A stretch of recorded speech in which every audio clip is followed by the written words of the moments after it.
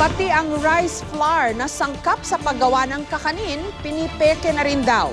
Kanina naaresto ng NBI o ng National Bureau of Investigation ang may-ari ng isang tindahan sa Binondo sa Maynila na nagbebenta di mano nito. May report si John Consulta.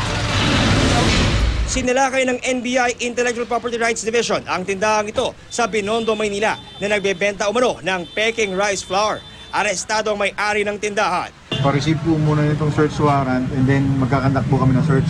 Nakita nakatambak na kahong-kahong mga umano'y peking rice flour na bagsak presyong ibinebenta. Imported mula Thailand. Ayon sa NBI, peke ang mga produkto dahil sa mas maputla ang kulay ng packaging at walang security features. Manilaw-nilaw ang kulay kumpara sa original na rice flour na sangkap sa paggawa ng tikoy, palitaw, kutsinta at iba pang kakanin. Ayon sa NBI ay lubaharaw mapanganib ito mga nakumpiskang mga fake rice flour na ito dahil una sa lahat, hindi raw ito dumaan sa pagsusuri ng Food and Drug Administration at ikalawa, hindi rin natin alam kung ano pa ang mga ingredients na laman nito, lalo na kapag naibenta na sa merkado.